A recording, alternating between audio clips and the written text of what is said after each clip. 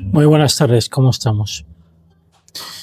Hoy vamos a hablar de otro vídeo de la inteligencia artificial, porque nos planteamos muchas cosas.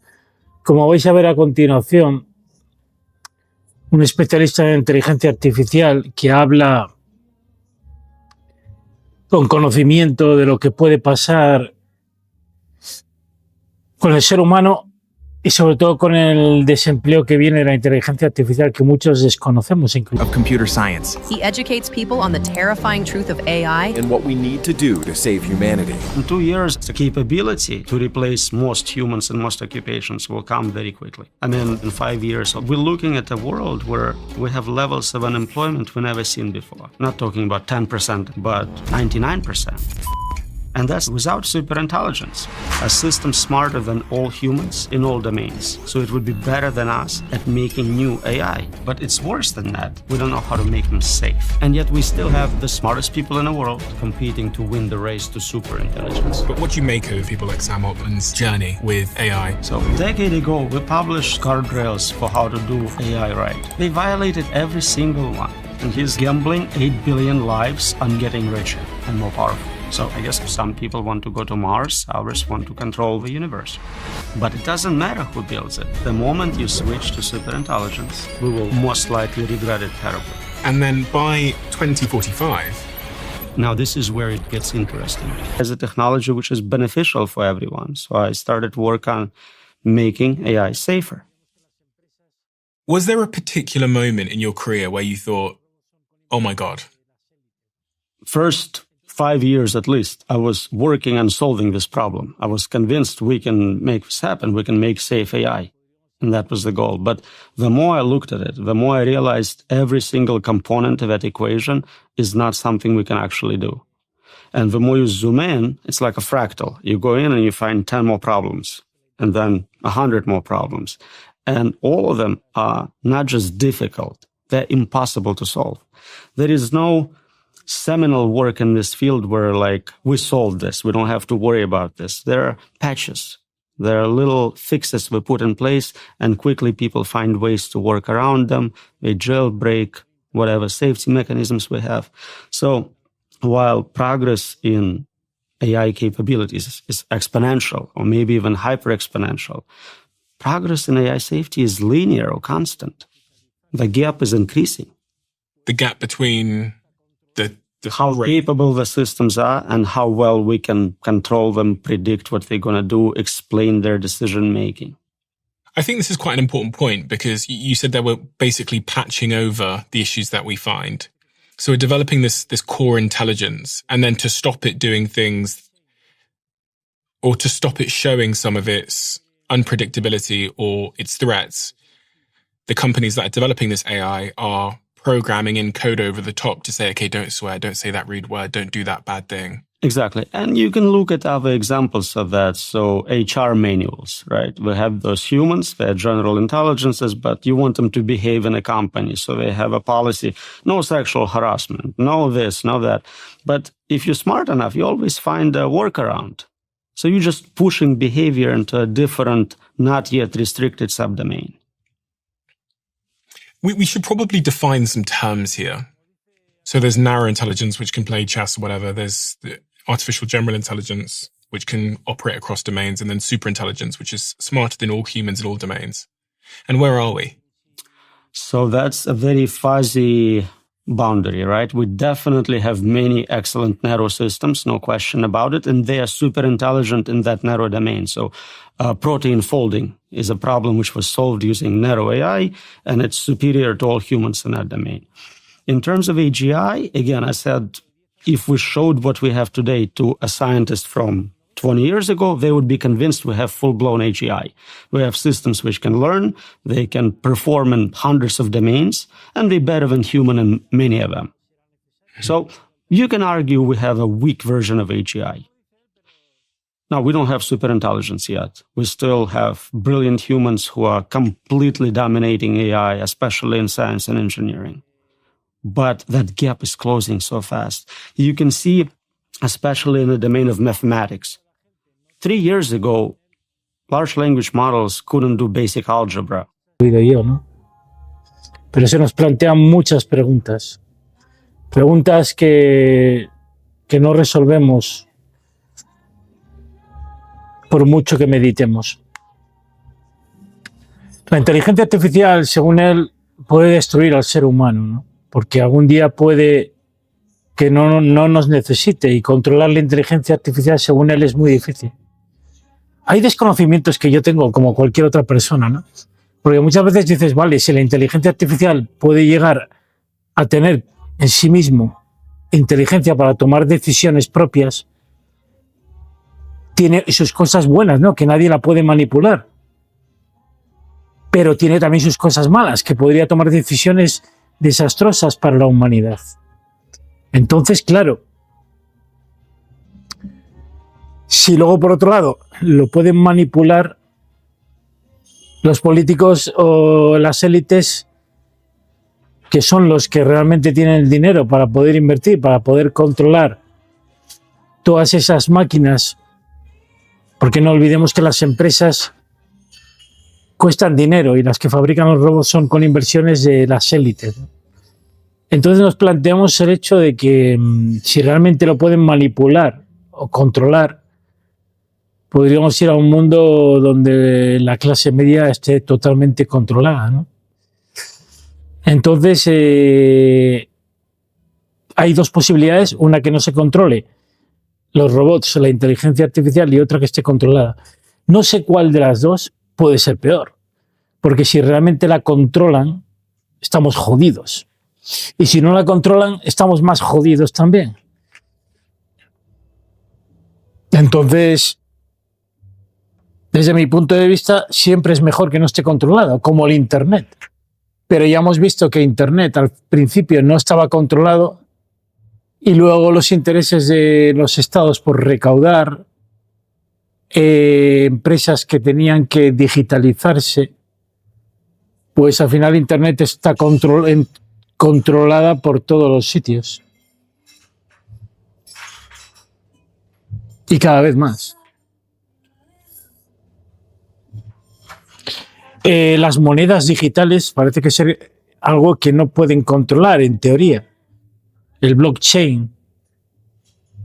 Por eso quieren así eliminar, por decir así, los bancos, no lo sé. Que realmente se transfiera el dinero directamente de los bancos centrales para un crecimiento directamente a las personas. No sé si los bancos podrían llegar a desaparecer, pero parece que están planteando eso. Por eso los bancos intentan digitalizar para ser intermediarios y adaptarse a este nuevo modelo digital. Si, como dice a continuación,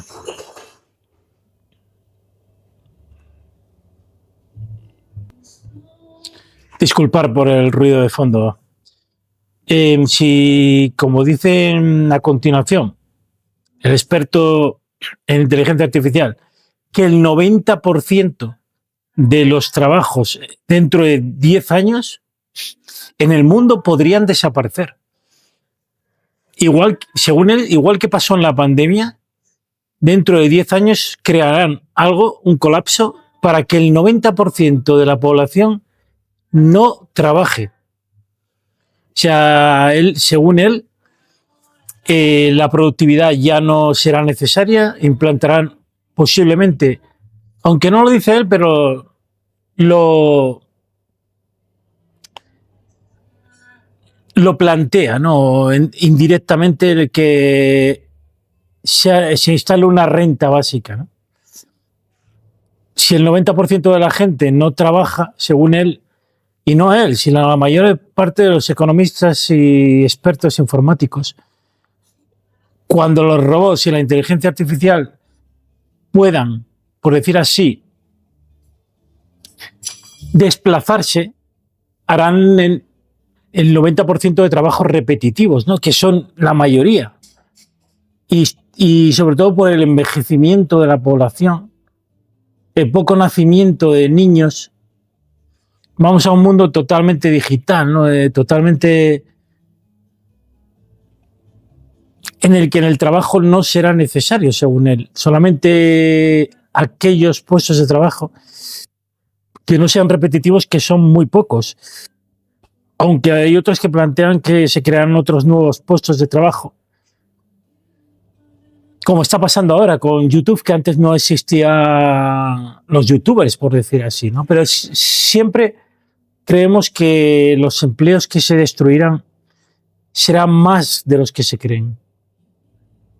Y si se crean en puestos de trabajo, serán sin productividad. Según él, de hecho, dice que los puestos de trabajo que se creen serán puestos de trabajo que no tengan ningún tipo de productividad.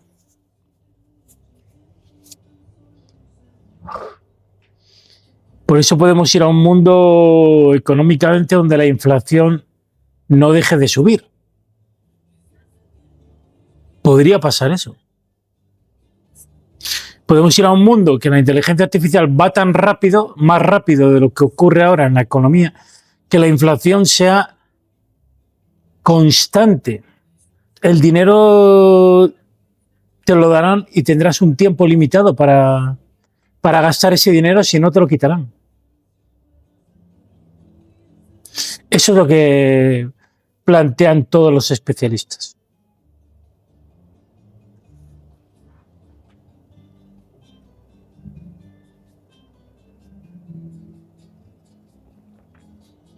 Es cierto que los robots, todavía los androides, no están muy avanzados, pero como dice él en la entrevista, él dice que llegará todo de un momento a otro. Igual que ahora están investigando con los robots, ChatGPT, Codex e inteligencia artificial, llegará un momento que se implante sin previo aviso.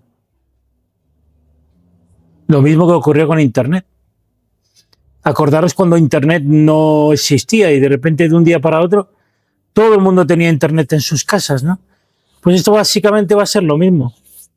Cuando queramos darnos cuenta, las empresas empezarán a despedir a todo el mundo a prejubilaciones y los robots tomarán el control. Según él, dice que, y muchos especialistas, que la inteligencia artificial gobernará y los políticos serán súbditos o complementarios a las decisiones que tome la inteligencia artificial. Eso nos plantea también muchas cosas sobre el hambre en el mundo, sobre la desigualdad, sobre la vivienda, porque claro, imaginaros sobre las guerras, la geopolítica. Imaginaros si la inteligencia artificial tiene que tomar decisiones si invadir un país o parar una guerra, ¿no? O sea, la inteligencia artificial, si realmente fuera inteligente, no esté manipulada, pararía todo tipo de guerras, ¿no? ¿Cómo se da cuenta ella de lo que está bien y lo que está mal, ¿no? Eso es que es peligrosísimo, ¿no? Porque si se llega a dar cuenta de lo que está mal, podría destruir cualquier país con una bomba directamente al país y destruir totalmente todo el territorio. Si cree que una guerra es injusta, por ejemplo, con lo que está pasando Israel ahora con Palestina, y tomar decisiones difíciles, también soluciones que no serán justas, porque a veces hay países que realmente lo que están haciendo es protegerse, no ir en contra o entrar en una guerra que no querían entrar, ¿no? Por eso la inteligencia artificial es muy peligrosa, muy peligrosa. Él dice que destruirá la raza humana, nos destruirá totalmente. Cuando la inteligencia artificial vea que no somos necesarios ni para el trabajo, que destruimos el planeta, que no hacemos más que consumir alimentos, destruir parte de la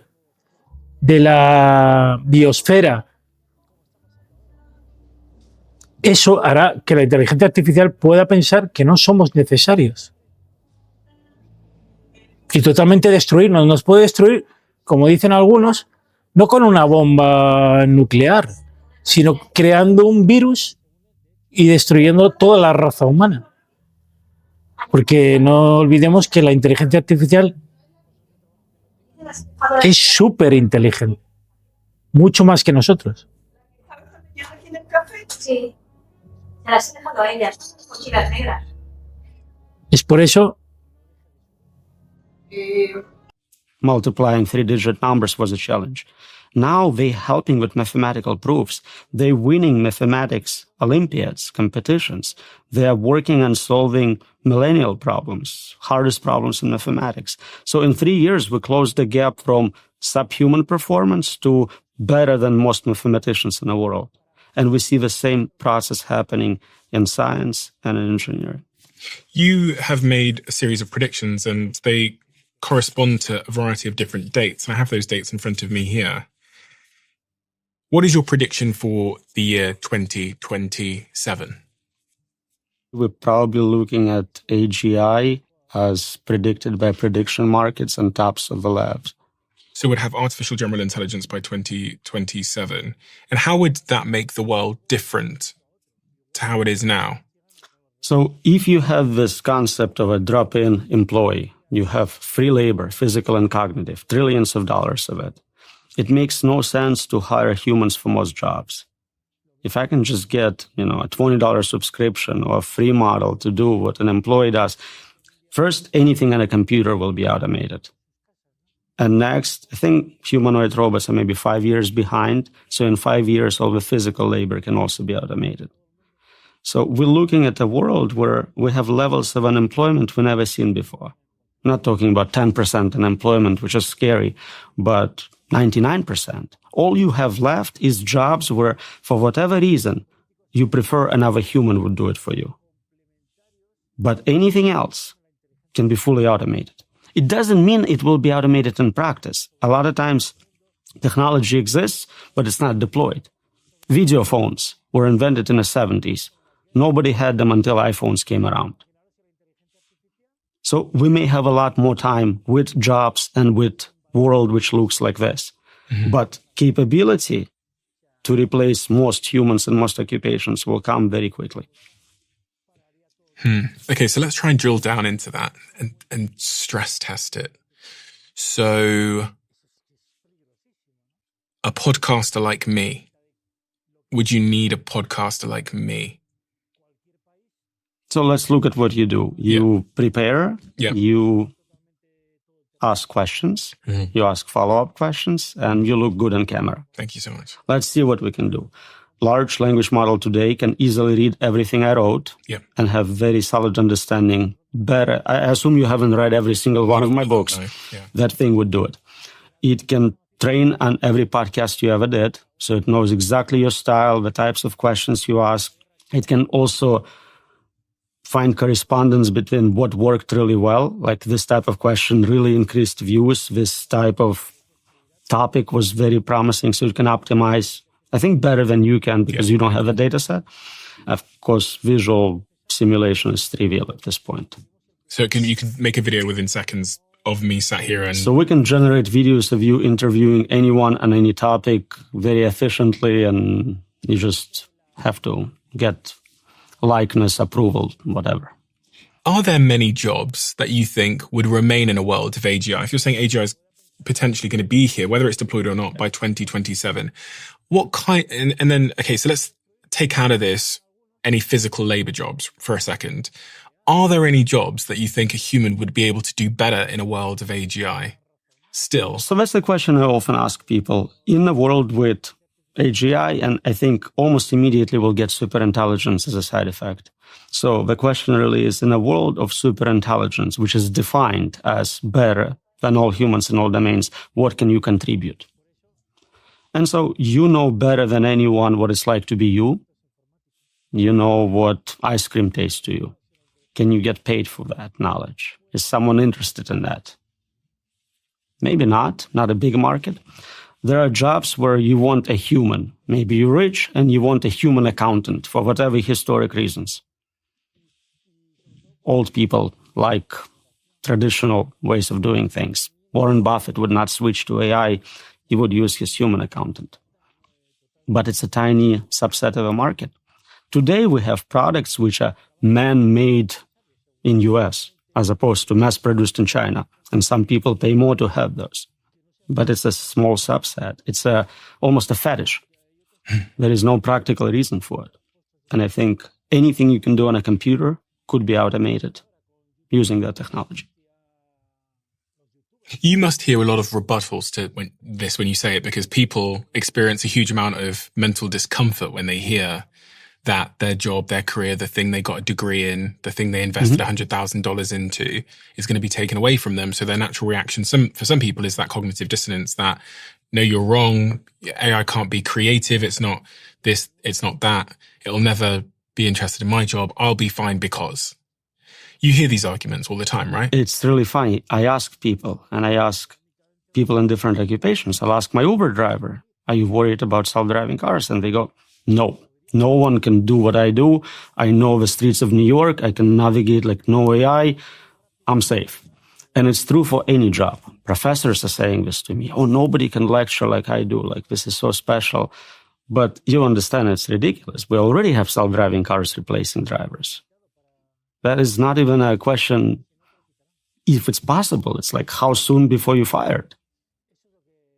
Yeah, I mean, I've just been in LA yesterday, and my car drives itself. So I get in the car, I put in where I want to go, and then I don't touch the steering wheel or the brake pedals, and it takes me from A to B, even if it's an hour-long drive without any intervention at all. I actually still park it, but other than that, I'm not driving the car at all.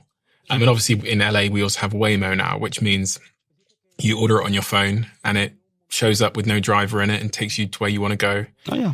So it's quite clear to see how that is potentially a matter of time. For those people, because we do have some of those people listening to this conversation right now, that their occupation is driving, to offer them and I think driving is the biggest occupation in the world, if I'm correct.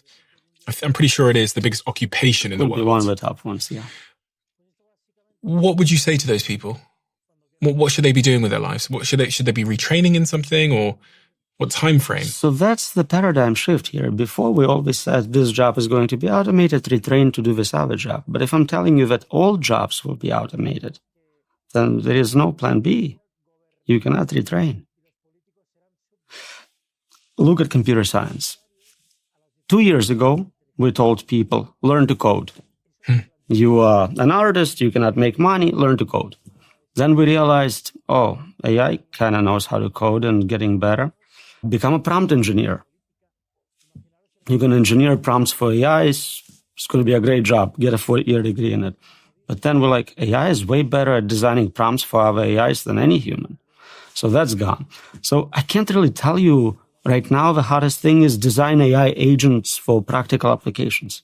I guarantee you in a year or two, it's going to be gone just as well. So I don't think there is this occupation needs to learn to do this instead. I think it's more like we as a humanity, then we all lose our jobs. What do we do? What do we do financially? Who's paying for us? And what do we do in terms of meaning? What do I do with my extra 60, 80 hours a week? You've thought around this corner, haven't you? A little bit. What is around that corner, in your view? So the economic part seems easy. If you create a lot of free labor, you have a lot of free wealth, abundance, things which are right now not very affordable become dirt cheap, and so you can provide for everyone basic needs. Some people say you can provide beyond basic needs. You can provide very good existence for everyone. The hard problem is, what do you do with all that free time? For a lot of people, their jobs are what gives them meaning in their life, so they would be kind of lost. We see it with people who retire or do early retirement. And for so many people who hate their jobs, they'll be very happy not working. But now you have people who are chilling all day. What happens to society? How does that impact crime rate, pregnancy rate, all sorts of issues? Nobody thinks about. Governments don't have programs prepared to deal with 99% unemployment.